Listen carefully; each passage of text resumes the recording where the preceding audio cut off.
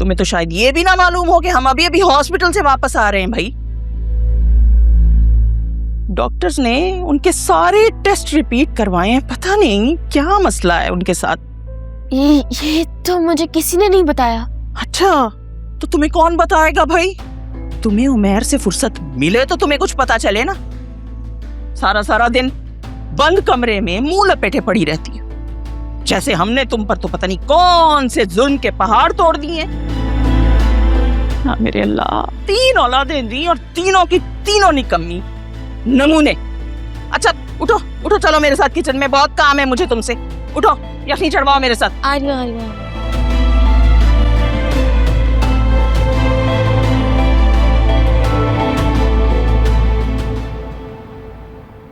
For God's sake माँ, आपने कहा था आप 2 वीक्स में वापस आ जाएंगी, अब वापस भी आ जाएं। अरे भाई क्या हो गया है?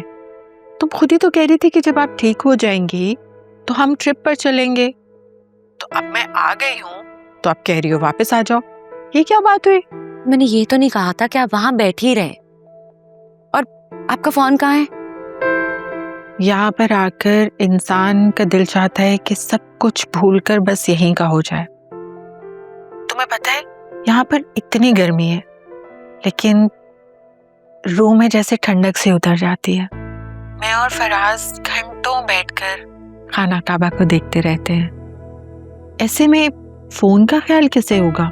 लेकिन फोन क्या, आप तो मुझे भी भूल गई हैं। ऐसी कोई बात नहीं है, और मैं चाहती हूँ कि जब मैं नेक्स्ट टाइम आऊँ ना तो तुम भी मेरे साथ हो। यहाँ पर आकर एक अजीब सी रूहानियत इंसान पर तारी हो जाती है और अपनी ज़ात के मुकम्मल होने का एहसास होता है। लेकिन मुझे तो यहाँ पे बहुत खौफ आ रहा है मॉम। ओ तो गार्ड और ड्राइवर कहाँ हैं? गार्ड गेट पे बैठा ऊँग रहा होगा और ड्राइवर अपने क्वार्टर में नसीब उलाद के गाने सुन रहा होगा। तो फिर तुम भी टीवी ऑन कर लो, कोई अच्छी सी सीरीज देख लो, तुम्हें भी जल्दी नींद आ जाएगी। और तुम्हें ये भी पता होना चाहिए कि हमारे घर में बेस्ट सिक्योरिटी सिस्टम इंस्टॉल्ड है। तुम बस चिल करो, आराम से सो जाओ। चलो, मैं तुमसे सुबह इंशाल्लाह बात करूंगी, ठीक है? ओके, लेकिन मुझे नहीं मालूम आप जल्द से जल्द वापस आए। आ जाऊंगी बहुत जल्द। Okay, bye bye. ओके, अपना ख्याल रखना। I will call you tomorrow. अल्लाह हाफिज।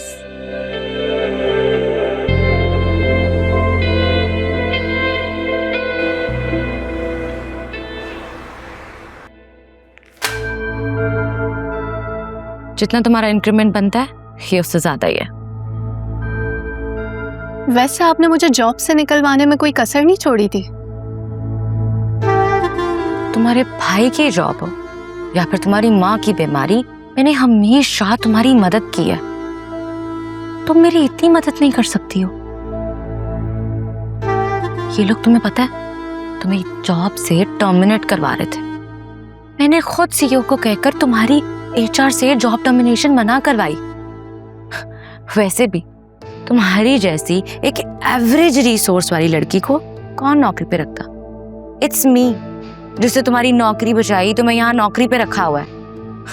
You should be thankful of me. इसलिए चुपचाप यहाँ बैठी रहो और जो मैं कहती हूँ वो करो। इसी में तुम्हारी भलाई है। ऑलराइट?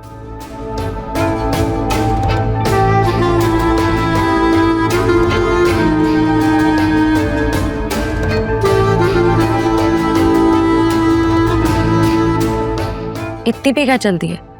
तो मेरा छोटा सा काम करना पड़ेगा, उसके पैसे मैं तुम्हें अलग से दूंगी। पर मेरी जॉब? पहले तुम्हारी जॉब को कभी कुछ हुआ है? जॉब होगा, सब कुछ मेरे पर छोड़ दो ना।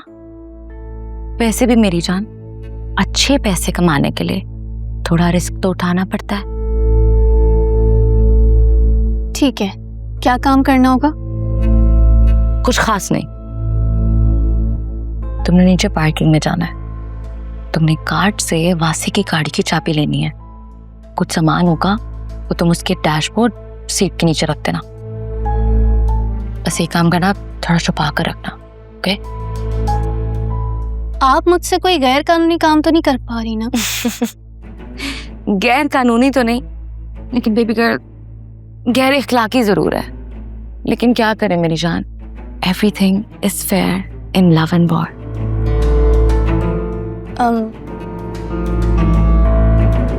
मेरे मोहल्ले में ना एक औरत रहती है, वो तावीज़ देती है। मेरे अब्बू का किसी और औरत के साथ चक्कर चल रहा था, अम्मी ने उससे तावीज़ ले लिया। और आपको पता है, उसके बाद अब्बू ऐसा सीधा हुआ ना, पलट के उस औरत की तरफ देखा भी नहीं। मैं ना इन तावीज़ों में बिल्कुल यकीन नहीं रखती हूँ। ये सारी बकवास और फजूल बातें हैं। और अगर इन तावीज़ों से कोई काम चलता ना, तो वो औरत किसी जगह की मिनिस्टर लगी होती, या फिर एटलीस्ट उस मोहल्ले में ना होती। एनीवे, मेरा काम तुमने आज ही करना है, ठीक है?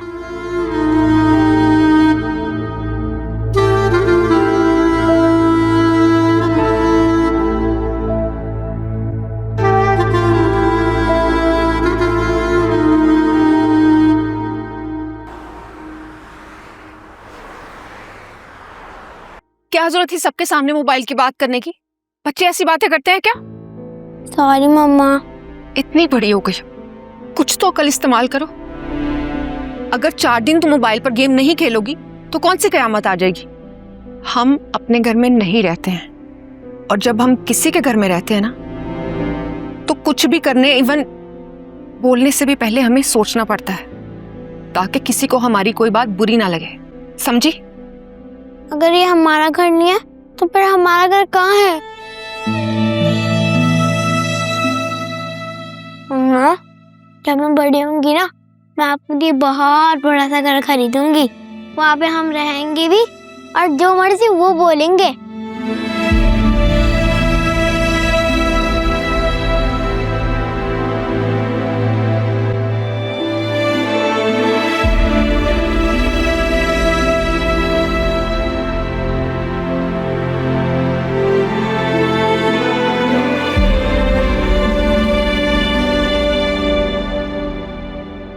थैंक गॉड तुम आ गई आलिया।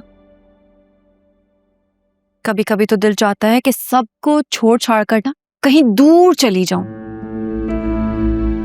तुम लोगों की टेंशन में दिमाग इतना उलझा रहता है कि मैं वासी से भी ढंग से बात नहीं कर पाती। Alia, I am sorry to say, but मैंने कुछ भी जानबूझकर नहीं की है। अम्मा से कहूंगी कि उनसे बात करें और जल्द से जल्द तुम्हारा निकाह करवाएं। तुम यहाँ से जाओगी ना तो ये सुल्तान का चैप्टर भी क्लोज हो जाएगा, और वहां अकरम तो उसे चैन नहीं है। पूरा हफ्ता हवालात में मार खाकर आया है, लेकिन फिर भी सुल्तान की जासूसियां कर रहा है। अभी तो वासे को नहीं पता, वासे को पता चल गया ना तो छोड़ेंगे नहीं अकरम को। नौशीन आंटी बिल्कुल सही कर रही हैं। 2-3 महीने में अकरम की शादी करेंगी, तब जाके वो सुकून से बैठेगा। शादी अकरम की? ऑब्वियसली, मैं तो कहती हूँ कल की होती आज हो जाए उसकी शादी। फराज साहब कब आएंगे? मैंने तुम्हें बताया तो था, वो उम्रे पे गए हैं। ऐसे मेरी उनकी बात हुई थी तो उन्होंने मुझे यही मशवरा दिया है कि हमें सब कुछ अम्मा और बाबा को बता देना चाहिए। वो वापस आएंगे तो बाबा से बात करेंगे, फिर उन्हें पुलिस के पास लेकर जाएंगे। आलिया प्लीज कुछ करो, ये ना हो कि वो ऐसा वैसा कुछ कर दे, फिर हम क्या करेंगे? तुम्हें पता है, मैं अगर आंखें बंद करती हूँ या मैं सोने की कोशिश भी करती हूँ तो मेरे ख्वाब में आता है सुल्तान, और उसके हाथ में होती है बंदूक। इसलिए मैंने फैसला कर लिया है कि हम सब कुछ अम्मा बाबा को बता देंगे। अरे मैं आई रही थी। हाँ, मैं खाने के लिए बुलाने आई थी। अम्मा बाबा बुला रहे थे। ठीक है, तुम चलो, हम आते हैं।